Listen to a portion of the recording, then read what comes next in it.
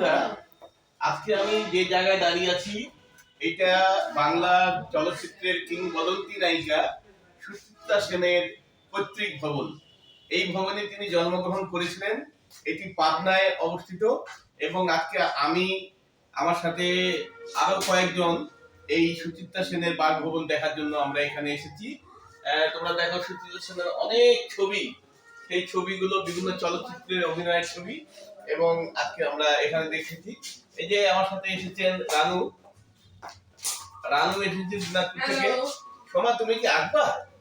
আসো, তুমি তো দিনাজপুর থেকে এসেছো। এই যে রানু আছে, সোমা আছে, আরো অনেক আছে, তারা অন্য রুমে ঘুরছেন এবং আমরা আজকে সুচিত্রা সেনের বাসভবনে। তো যাই হোক, এটা আমাদের একটা সৌভাগ্য যে আমরা সুচিত্রা সেনের বাসভবনে আসছি।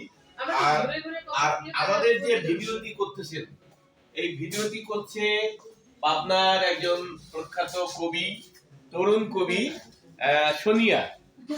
সোনিয়াকে ধন্যবাদ জানাচ্ছি যে তিনি আমাদের এই ভিডিও করে দিচ্ছেন এবং আগামীতে আমরা এই যে রমা থেকে সুচিত্রা সেন, রমা তার পূর্ব নাম ছিল রমা, পরে তিনি সুচিত্রা সেন হয়েছেন নায়িকা হিসেবে।